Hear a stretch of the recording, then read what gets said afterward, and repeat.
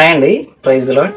దేవుడి నామమున మీ అందరికీ నా వందనాలు తెలియజేస్తున్నాను. వాస్తవానికి దేవుడు మన జీవితంలో ఏది సిద్ధపరిచారో, మన జీవితాన్ని ఏ విధంగా మలచాలనుకుంటున్నారో, మన జీవితాన్ని ఏ విధంగా ఆశీర్వదిస్తారనేది మన ఎవరికి తెలియదండి.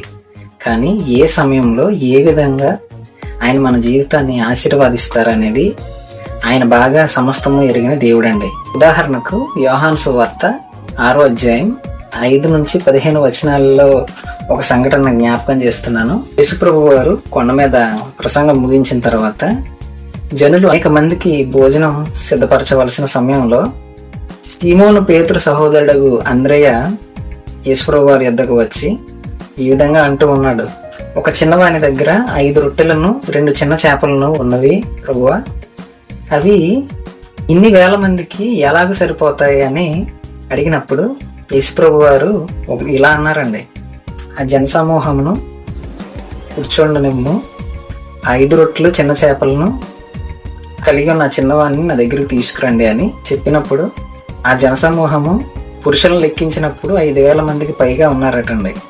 స్త్రీలు మరియు పిల్లలు అనేక వేల మంది ఉన్నారంటండి. అప్పుడు ప్రభువారు 5 రొట్టెలు ఆ 2 చిన్న చేపలను తీసుకొని ఆకాశం వైపు చేతులెత్తి దేవునికి కృతజ్ఞతాస్తుతులు చెల్లించి దాన్ని విరిచి జనులందరూ తిని తృప్తి పొందేంతలా ఆ చిన్నదాన్ని ఆశీర్వదించారండి. ఆ 5 రొట్టెలు ఆ 2 చిన్న చేపలు అనేక వేల మందికి తిని తృప్తి పొందినట్టుగా మనం అక్కడ చూస్తున్నాం.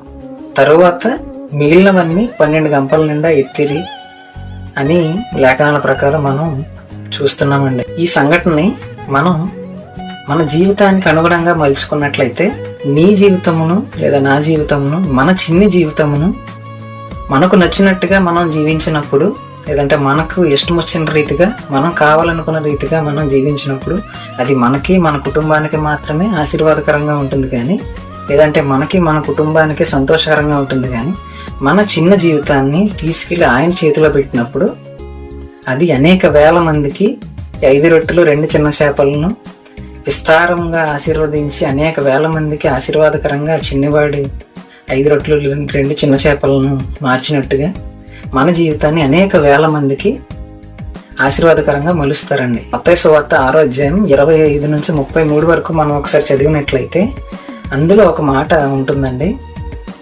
మనకు ఏం కావాలో ఆయనకు ముందుగానే తెలుసండి. మనం మొదట ఆయన నీతిని, ఆయన రాజ్యాన్ని మొదట వెతికినప్పుడు మనకు కావలసిన ప్రతి ఒక్క అవసరాన్ని, ప్రతి ఒక్క ఈవిని ఆయన తీరుస్తారండి.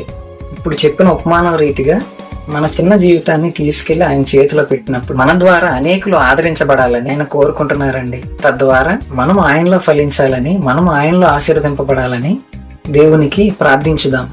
ఈ కొద్ది మాటలు దేవుడు మన వినికిడిలో దీవించును గాక. ఆమేన్.